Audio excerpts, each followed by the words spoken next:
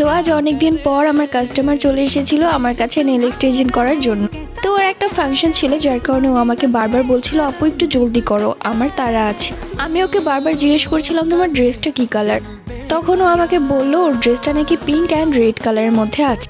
আর ও আমাকে এমন ভাবে তাড়া দিচ্ছিল যে কি ডিজাইন আর্ট করবো সেটাই আমার মাথায় ঢুকছিল না। তারপরেও তাড়াতাড়ি করে আমার একটা ডিজাইন মনে পড়ে গেল। ভাবলাম যে তাড়াতাড়ি করে স্টিকার অ্যাপ্লাই করে দিলে কেমন হয়, এটা আমি ওকেও বলেছিলাম।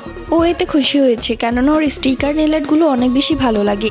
তো যাই হোক, পিঙ্ক কালারের ওপর আমি একটা হোয়াইট কালারের ফ্লাওয়ার্সের স্টিকার দিয়ে দিলাম অ্যান্ড সবশেষে টপ কোট ইউজ করে দিলাম। আর এই টপ কোট ইউজ করার জন্য স্টিকারটা আর উঠবেও না। সবশেষে আমার মনে হচ্ছিল দুইটা স্টোন লাগিয়ে দিলে ভালো হয়। সো ফ্লাওয়ার্সের মধ্যে আমি স্টোন লাগিয়ে দিলাম আর এই হচ্ছে ওর ফাইনাল লুক। সো তোমাদের কাছে ওর নেল আর্টটা কেমন লেগেছে অবশ্যই কমেন্ট করে জানিয়ে দিও।